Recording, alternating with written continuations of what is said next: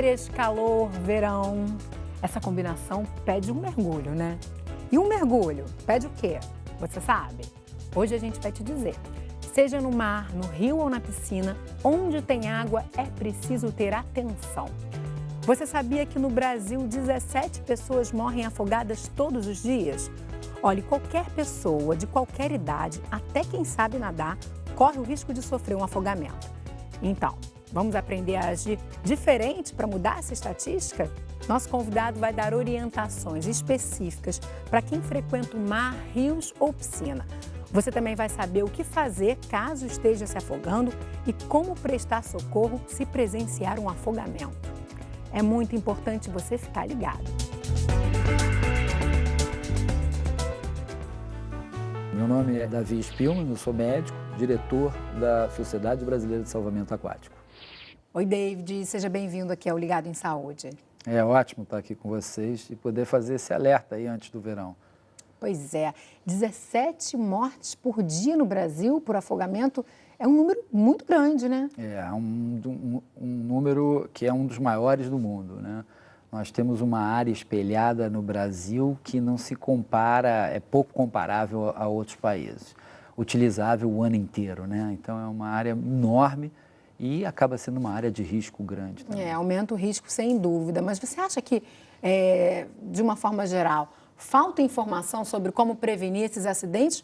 Ou existe um excesso de confiança das pessoas também? Ninguém acha que vai passar por isso. Às vezes a pessoa sabe nadar, então também acha que vai conseguir se virar caso ocorra alguma coisa, né? Na realidade, o que a gente tem nós temos já estabelecido quais são as medidas de prevenção. A gente tem todo o material para fazer a prevenção, vídeos e informativos, cursos de graça.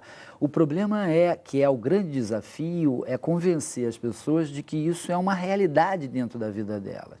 Que não há uma preferência por uma classe social, ou um poder aquisitivo, ou raça ou sexo. Não, ela pode acontecer com todo mundo. Então, enquanto as pessoas não se convencem de que aquilo pode acontecer com ela, elas não têm esse incentivo em procurar a prevenção, procurar a redução dos riscos. A gente não fala em acidente, a gente fala em incidente. Isso. Explica pra gente.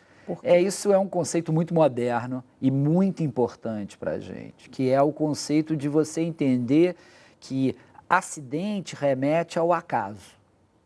E a gente e na realidade, afogamento não é por acaso ou ao acaso. O afogamento acontece, na maioria das vezes, por alguma falha no sistema de preparação que a gente tem. Então, eu não consegui entender que aquilo podia acontecer e eu não me preparei. E o afogamento acontece em 99%, ele é um incidente e não um acidente.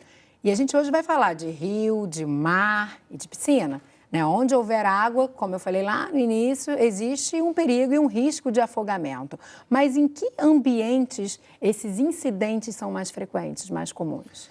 Olha, ele é muito mais frequente em água doce.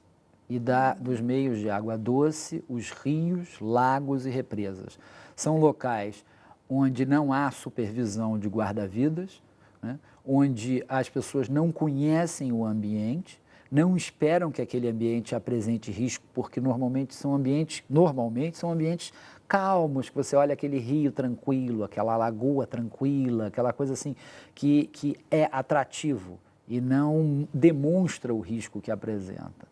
Então, esses locais são responsáveis por 75% dos óbitos, de todos os 6 mil óbitos no Brasil por afogamento. Nossa, é muita coisa. É muita coisa. Então, o risco maior nem está na praia, né? Não. Mas na praia, ao contrário do que você disse, nesses locais de água doce, você, de uma forma geral, tem os guarda-vidas, né? Tem pessoas ali cuidando daquele espaço. Perfeito. A gente tem uma matéria que a gente gravou que mostra um pouquinho disso. Eu quero trazer o depoimento do Tenente Coronel Lorite, ele é ali do 2º Grupamento Marítimo do Rio de Janeiro, ali na Zona Oeste, né, na Praia da Barra. Vamos assistir? Vamos ver o que ele tem para nos contar. Essa é um tipo de praia onde a arrebentação é um pouco longe da areia, onde a gente tem uma frequência muito grande de banhistas, principalmente nos meses entre novembro e março, que são os meses em que a gente coloca a Operação Verão, onde que nós aumentamos a escala de serviço, colocamos mais homens na areia e mais equipamentos. Esse é o período crítico, né, a alta temporada. Então nós temos a quantidade muito grande de banhistas, é um mar que tem uma certa dificuldade, ele apresenta uma dificuldade para o banhista, ele tem muita corrente de retorno.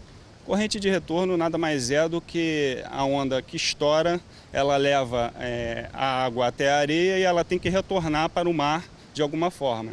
Então o retorno nela é através dessa corrente de retorno, que cria uma correnteza no sentido da praia para dentro do mar. Bom, o erro clássico e que causa maior caso de incidência de afogamento é que as pessoas elas ingerem bebidas ou qualquer tipo de droga e se sentem encorajadas a entrar no mar. Outro erro é que elas não consultam guarda-vidas ou não se banham em áreas onde é guarnecida por um guarda-vidas. Então, se você chegou na praia, procura um lugar onde é guarnecido por guarda-vida, para maior segurança, pergunta para ele onde é o melhor local para se banhar, respeite a sinalização de segurança, que são as bandeiras de perigo e correnteza, as bandeiras vermelhas. Em frente à bandeira vermelha é onde existe a corrente de retorno. Então, exatamente ali, você não pode entrar no mar. O mar está meio grande hoje, estou vendo que o senhor entrou no mar. Entrei aqui, mas com muito cuidado, com muito medo também, que é muito agitado assim, é muito perigoso cantar assim. Mesmo, até quem sabe nadar bem é perigoso. Entiendo que es peligroso porque el mar aquí es fundo muy perto, mas el agua está gostosa. Costuma cair no mar? Costumo, quando ele está calmo. Hoje, sem condições. Estoy sorprendido que hay muchas personas trabajando para la seguridad de la gente. Eso es muy bom. A maior estatística de salvamento é aqui da Barra da Tijuca, entre todas as unidades que fazem o serviço de salvamento, porque é uma área muito grande, né, um litoral muito grande e a frequência de banhistas é muito grande também.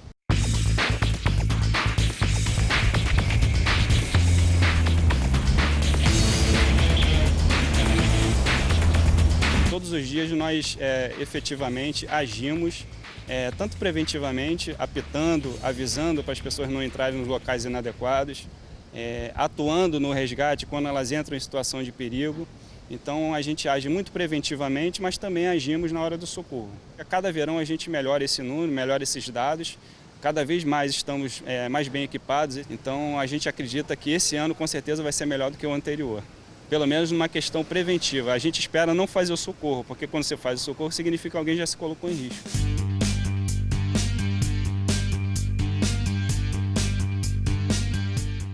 Bacana, né? A gente se sente protegido, pelo menos ele Muito com a boa a presença entrevista deles. do Coronel Lorite. Muito boa e muito acertada. Ele traz uma série de formas de se prevenir esses incidentes, mas eu quero, David, que você traga outras formas também, de uma forma geral, não só nas praias, né? Outras maneiras de se prevenir um afogamento. Então, para cada local, para cada área, a praia ela tem uma particularidade, piscina outra particularidade, rios outras dicas. O que elas têm em comum é, a primeira coisa é, com as crianças, supervisão 100% do tempo. Isso é super importante que pais e responsáveis entendam que a criança não tem meios de avaliar o risco e ela vai se colocar em risco e se ela não tiver os pais ou o responsável ali olhando e a distância de um braço, mesmo em locais que tenha guarda-vidas, ela está sob um risco muito alto. As crianças são as maiores vítimas de afogamento?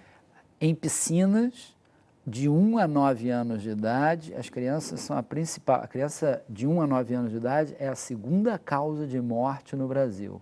Ou seja, são as crianças em piscinas, que são a nossa grande preocupação de 1 a 9 anos. Depois, a partir dessa idade, passa a ser rios, lagos, represas, na própria praia. Na realidade, a praia é o local onde tem o maior número de salvamentos em todo o local. Talvez por ter mais gente vigiando, né? Mais guarda-vidas. Tem o tempo todo alguém vigiando, que é o guarda-vidas. A gente viu ali, nesse dia, inclusive, além daquele senhor de Buenos Aires, tinham muitos outros argentinos, né? Isso é muito comum também nas praias do Rio e de outros locais do Brasil. Muitos estrangeiros que não conhecem o local e se aventuram também a dar um mergulho Isso também é complicado, né? Daí a importância de você, de fato, procurar informação. Mesmo que não haja um guarda-vidas, de repente tem um morador, alguém que possa dizer, olha, não, aí não é muito bacana você mergulhar, né? Não, perfeito, Marcela.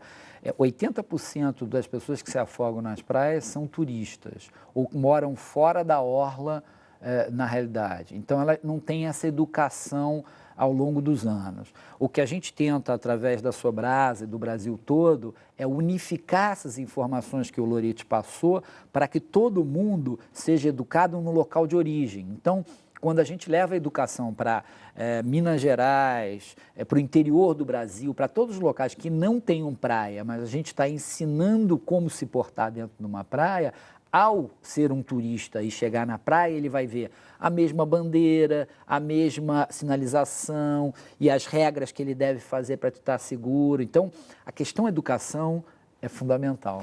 Para a gente fechar esse bloco, antes da gente entrar na questão dos rios e da piscina, praias que tenham costões, pedras, tem alguma questão aí a mais que você queira enfatizar? Os riscos dos costões são justamente, na maioria das vezes, pescadores, né? Claro que tem turista que vai bater uma foto e a onda pega, mas os pescadores, principalmente, eles se posicionam, às vezes, num local onde a água não está atingindo. E por uma questão de maré e uma questão de séries de onda, ela em 1 hora ou em meia hora, aquela onda pode lavar aquele local e aí carrega imediatamente o pescador. Então, aquilo ali é um risco grande, pescar em um costão é um risco. É um perigo. Vamos fazer um rápido intervalo? Sim. No próximo bloco, a gente fala mais detalhadamente sobre a prevenção aos incidentes em rios e piscinas. E também vamos falar sobre o salvamento a quem está se afogando. A gente volta bem rapidinho.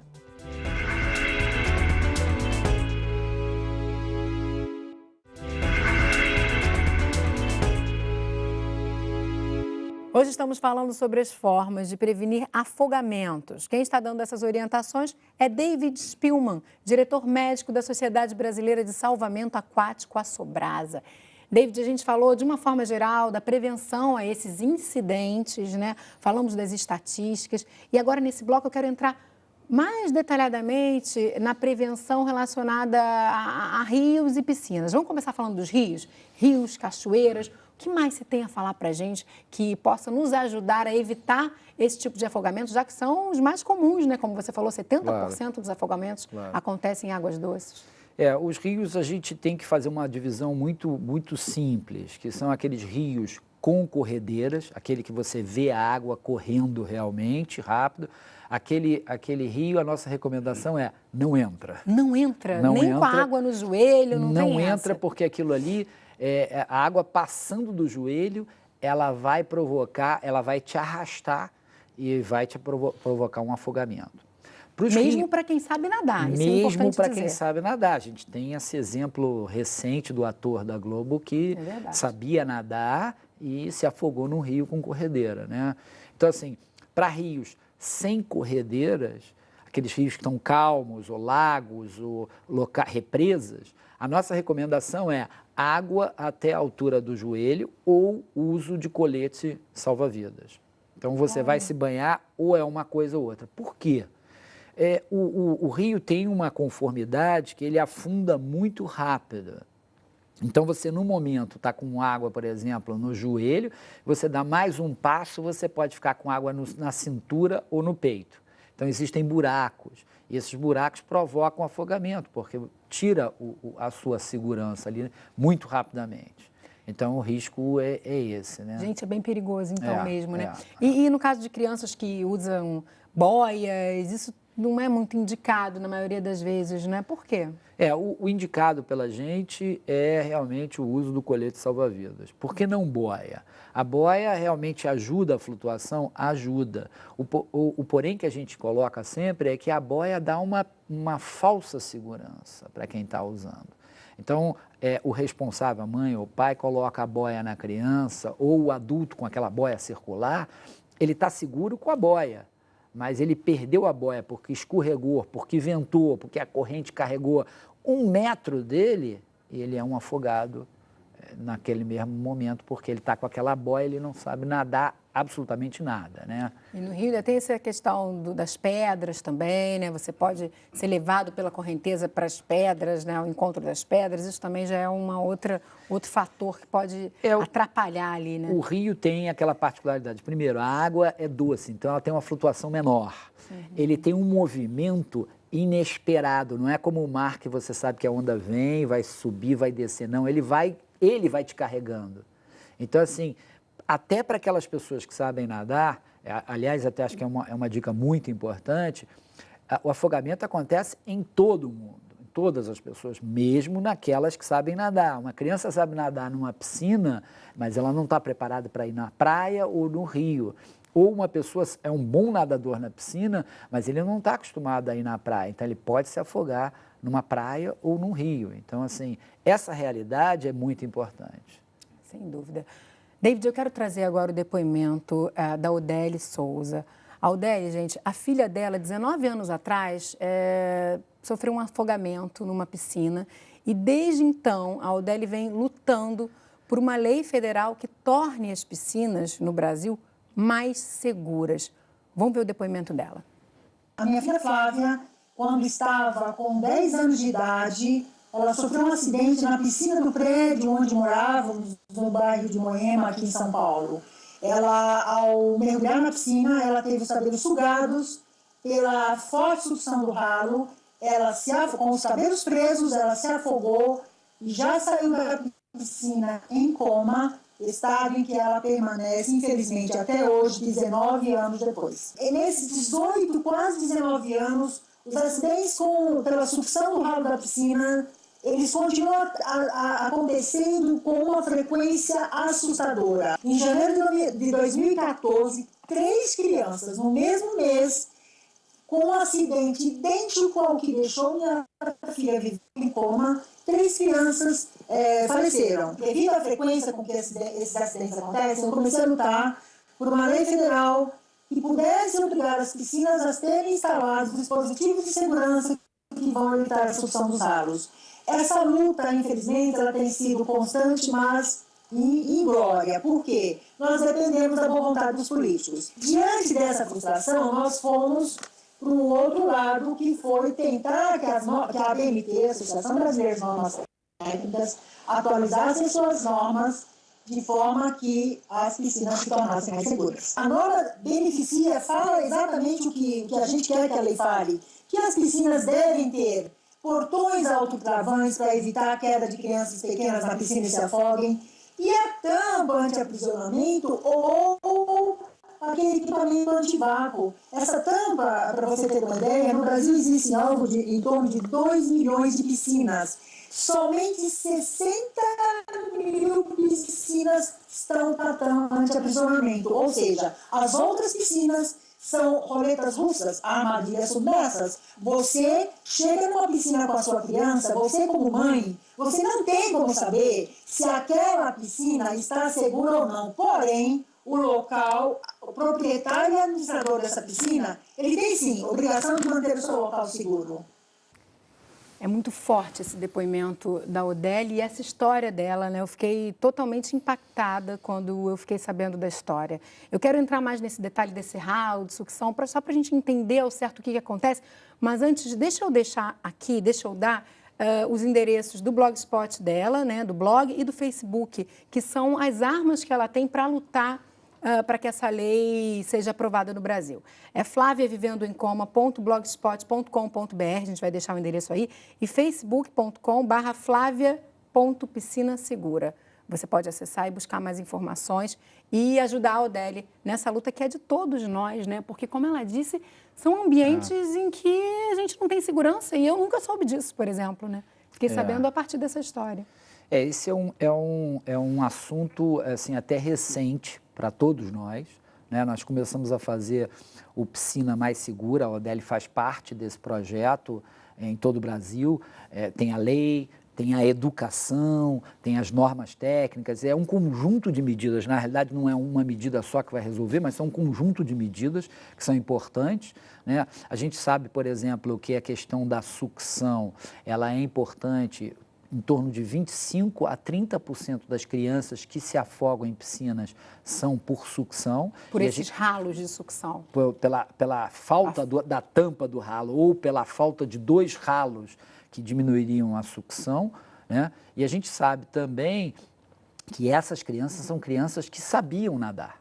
Ou seja, que eram crianças que estavam brincando na piscina com uma certa liberdade, tranquilidade. Não são crianças que inadvertidamente caíram na piscina e estão se afogando. Estavam ali no momento de lazer. David, agora falando, a gente está chegando já ao final do nosso programa, a gente não pode deixar de falar do socorro a essa pessoa que está se afogando, claro, de uma forma geral, seja no mar, piscina ou nas cachoeiras e rios. Como é que a gente reconhece esse afogado e depois como é que a gente presta esse socorro a ele? Então, a gente falou muito de prevenção. Todo ato de socorro é a falha da prevenção, como o Coronel Lorito estava falando muito bem. Então, a primeira coisa é você reconhecer que alguém está precisando de ajuda. E, na realidade, muito contrário do que todo mundo pensa, dificilmente algum afogado sinaliza. Ele não sinaliza. Ele vai manter a força que ele tem para boiar. Então, ele nunca levanta o braço. Então, a gente tem que observar que aquela pessoa não está se deslocando, ela nada e não se desloca, ela não está na posição horizontal, ela está na posição vertical, está esquisito. Se eu não reparar e não fizer esse diagnóstico, eu não tenho como ajudar. Assim que eu fiz esse diagnóstico, eu peço a alguém, liga 193 e avisa que tem alguém se afogando. E aí eu vou partir para a ajuda. Mas partir para a ajuda é se jogar, se lançar na água? Sem entrar na água. Eu vou partir para a ajuda encontrar um material de flutuação, uma bola, uma PET de refrigerante, um isopor, alguma coisa, uma boia, alguma coisa que flutue e vou jogar para essa pessoa sem entrar na água. Porque no momento em que eu entro na água, eu estou me submetendo ao mesmo risco da pessoa. Então, o que a gente sugere? Não entre na água. Ajude sem entrar na água. Peça à pessoa que mantenha calma, que não lute contra a correnteza, por exemplo, se for na praia ou no rio. Tentar boiar, flutuar, é uma indicação também? Exatamente. E aí, nesse momento que eu controlei, aquele 193 que eu chamei, aqueles guarda-vidas que nós chamamos no início, estarão chegando. Se você acha que é imprescindível, olha, não tem como eu ajudar se não entrando na água, só entra na água se for seguro, porque o afogado vai te agarrar e vai te afogar junto. Então, assim, e leva sempre algum material de flutuação para dar para o afogado, para que ele agarre o material de flutuação e não você. Porque senão pode acontecer dos dois se afogarem. É muito comum isso. É muito comum a gente ler em matéria de jornal e acontecer, o pai foi salvar o filho e morreu, o policial, né, foi salvar uma pessoa e morreu. Então, é muito comum múltiplas mortes, por essa questão.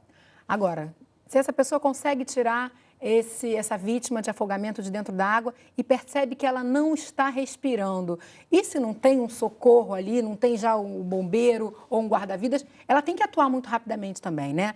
Vamos pedir Perfeito. Aqui o auxílio, a gente tem um boneco, né, que você trouxe para nos ajudar a entender como deve ser feito esse salvamento. Perfeito. O que a gente deve fazer? A primeira coisa é colocar a vítima no seco, chacoalhar ela no sentido dos ombros e perguntar, você está me ouvindo? Não respondeu? Se você não acionou o 193, é a hora de você pedir ajuda do bombeiro. 193, hiperestende o pescoço, veja, ouça e sinta a respiração. Não tem respiração, você vai fazer 5 ventilações boca a boca.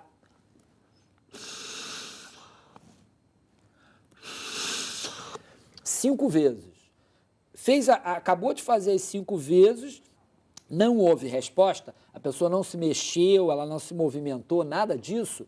Você passa o dedo no abdômen, encontro das 2 últimas costelas, coloca uma mão, a outra sobre a primeira, e aí faz 30 compressões. E aí vai fazer 30 compressões, 2 ventilações, 30 compressões, 2 ventilações, dura até que o socorro chegue, até que ela volte ou até que você fique exausto. Quer dizer, a questão é, você precisa fazer alguma coisa.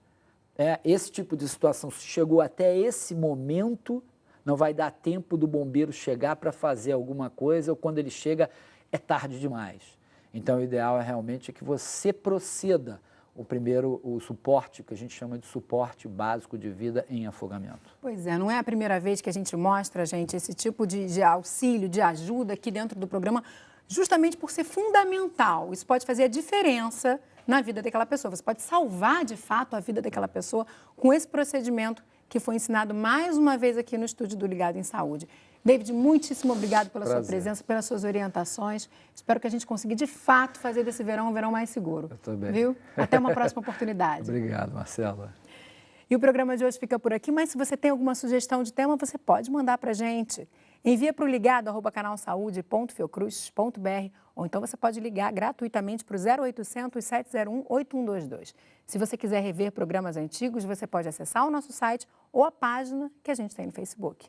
Eu encontro você no próximo Ligado em Saúde. Até lá!